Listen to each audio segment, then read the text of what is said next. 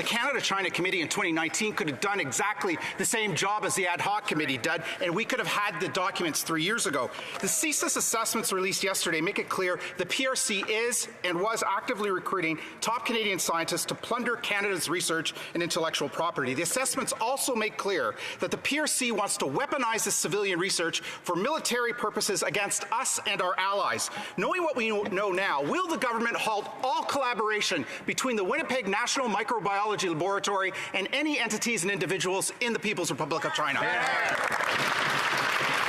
The Honourable Minister for Health. Well, thank you very much, Mr. Speaker. And I want to say that an attack on our national security by foreign nations, be it China or Russia, represents an attack on democracy and represents a direct attack on every member of this House. And that I share his outrage that China or any country would attempt to interfere in our process. The Public Health Agency, which is one of the most respected agencies in the world, hired 2 Canadian citizens who are eminent and well-known scientists in Canada who lied. It is the Public Health Agency that discovered that. It is the Public Health Agency that fired them, and that's why there's now an RCMP investigation about their actions. The Honourable Member from Wellington, Halton Hills. The documents, Mr. Speaker, reveal a shocking disregard for Canada's national security. They reveal a government that is completely asleep at the switch on national security and the machinery of government. They reveal government employees collaborating with Beijing's government and with the biological weapons unit of the People's Liberation Army.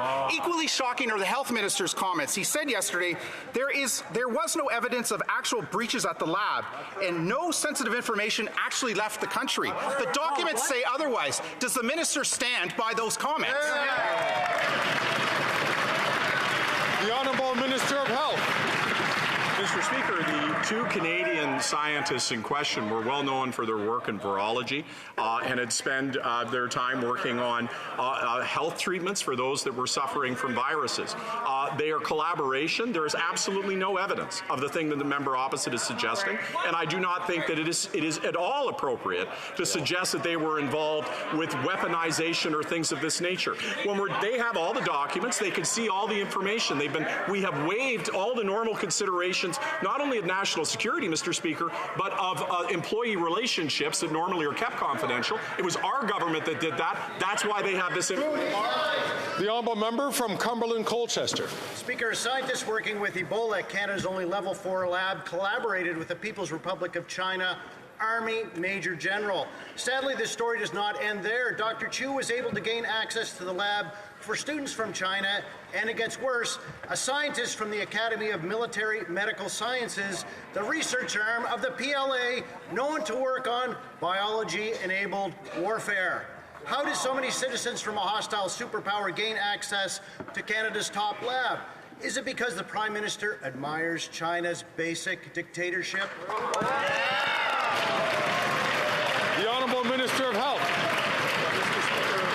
Some will attempt to national security concerns to play partisan games. I think that's unfortunate. And let me just give an example. With respect to Ebola, the exchange of Ebola in 2019 was done in the context of trying to work with China and other countries on finding solutions to Ebola, which exists in so many different parts of the country. At that moment in time in 2019, the relationship with China was in a different place. The information that was shared was through legitimate channels. It has nothing to do with this issue. It was absolutely known and handled with complete control. I think it's very, very important to not mischaracterize national security for partisan interests. I'd like to remind all members to ensure that they don't use language which would be unparliamentary directed at any of their colleagues. The Honourable Member from Cumberland, Colchester. Speaker, that minister's comments are reckless and untrue. Before March 31st, 2019, the PRC did not have a containment level 4 lab. How can I be so specific about the date? This is the date on which a scientist at Canada's top lab, the National Microbiology Lab, shipped dangerous pathogens, including Ebola virus, to the Wuhan Institute of Virology. This scientist had a history of visiting and collaborating with the PLA since 2016. When did the Minister of Health and the Prime Minister know about the espionage and blatant violation of our sovereignty, and when did they decide to cover it up?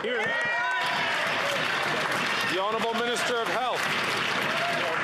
the exact opposite of a cover-up occurred. It's actually this government that created the process that released these documents. So they actually refused to participate in this process. The second thing that I will say, Mr. Speaker, with respect to our national security interests, that it is essential when we're dealing with national security to recognize two things. That the party opposite is saying that they would support a partisan interference in the Public Health Agency of Canada, that if they were in government, they would see it as acceptable for political interference into that process. No, it's at an arm's length, and rightfully it is at an arm's length. They are the ones that identified these Canadian citizens, these eminent scientists, were lying, and they took action. The honourable member from Selkirk Interlake Eastman. This Prime Minister isn't worth the cost, the crime, the corruption, or the cover-ups. After hiding the Winnipeg lab documents from Canadians for over 3 years, we finally know why the Liberals blocked Parliament. We know that Dr. Chu had close and clandestine relationships with entities of the People's Republic of China and collaborated with military scientists. The People's Liberation Army is a known security threat to Canada. That's right. So why did the Prime Minister cover up this breach of national security instead of arresting these spies? Good question. The Honourable Minister of Health. Well, I'll answer the first part of the question, as I suspect they're going to have other questions on the second element. On the first order, it was the first offer was to have all parliamentarians look at the documents through NSICOP. That was an immediate offer. Some opposition members said that wasn't a good answer because they wanted to make sure that if there was a need for redactions to be released, they wanted a process. So I, as House Leader at that point in time, suggested an ad hoc process that would ensure that an independent arbiter would make the decision about releasing those documents. I would remind the member again that it is an independent decision of the Public Health Agency to make redactions. I'm sure he's not suggesting that anything else other than that should happen.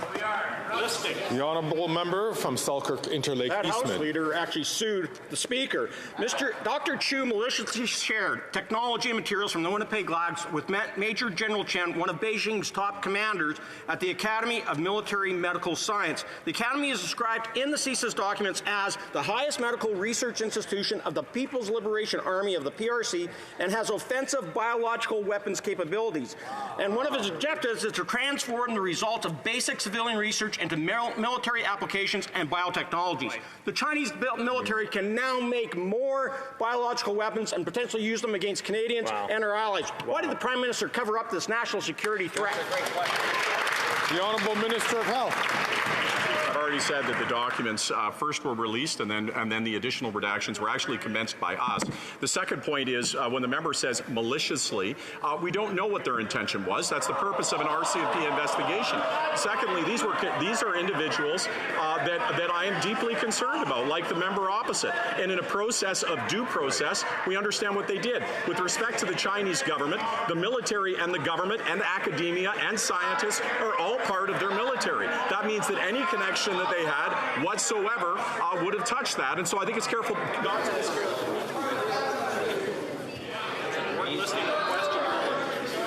Colleagues, it's hard to hear, for the chair, to hear the response. If members are not satisfied with the response, sometimes the best opportunity is just to listen to it in silence and let it stand on its own. The honourable member from Selkirk Interlake Eastman. The Health Minister should actually read the CSIS documents. It actually describes all the breaches that were done and the espionage that was carried out. At the Prime Minister's top public health labs in Canada, Beijing military scientist Dr. Yan was given unfettered access to all the labs and the computer systems at the Winnipeg labs, which were covertly shared by Dr. Chu with Beijing. Instead of stopping this espionage, the Prime Minister decided to cover it up. Why did the Prime Minister put his admiration for the basic dictatorship of the Communist Party in Beijing ahead of the public safety of Canadians?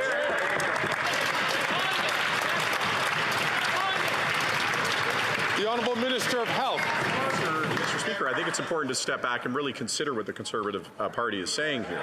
That at the time in which they were hired, these two Canadian citizens were eminent scientists who were well published and well regarded throughout North America. The fact that they lied and misrepresented themselves, Mr. Speaker, is reprehensible. Colleagues, I'm going to ask members, please. I'll ask the member from Miramichi Grand Lakes, please, to keep his comments to himself until he will have the floor at the time that he asks a question. The Honourable Minister of Health has 15 seconds left on the clock. So I would hope what they're not suggesting is that if they were in power, that they would have interfered politically, been able through clairvoyance to know that these eminent scientists who at this point in time had no reason to believe that they were anything other than Canadian scientists who were doing good research, that they would have interfered politically with clairvoyance and got rid of them before this happened. Member for Regina Capel. Confused because it's not Conservatives making a link between these scientists and threats to national security. It's the government's own security agencies themselves saying that these individuals, quote, were collaborating with foreign entities that present a threat to the security of Canada. We're talking about research with pathogens and deadly viruses, while at the same time these individuals were on the payroll of the People's Liberation Army for the communist regime in Beijing. Now, rather than inform Canadians and come clean at the outset, the government went into overdrive to cover it up. How could the Prime Minister be so callous and selfish that he would try to protect himself rather than the security of Canadians?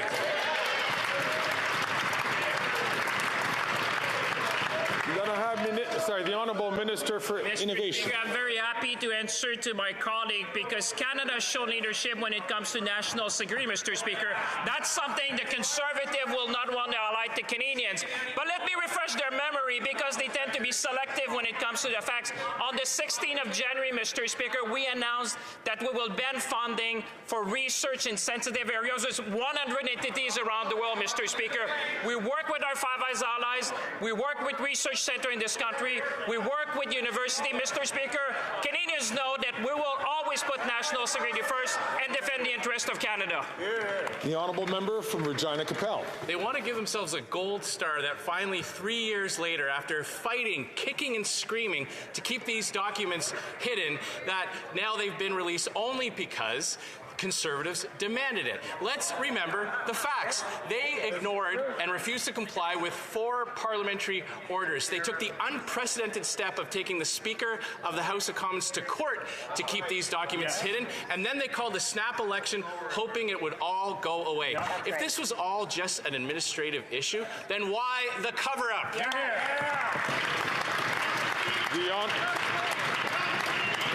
The Honourable Minister of Health. In the first order, one of the things that is disturbing about what the member is supposing is that if he was in government, and I hope that that doesn't happen, that they would interfere in the redaction process and they would be involved in it. We obviously did not do that, particularly not with national security. What we did do, and in fact, the member opposite and I had a conversation about this. First, I suggested immediately that they see the documents at NSICOP. He said that wasn't good enough. So I created an ad hoc committee. The ad hoc committee gave them the opportunity not only to see the documents, but put to an independent arbiter whether or not they should be released publicly. We did that together. The documents are released. They're now before us.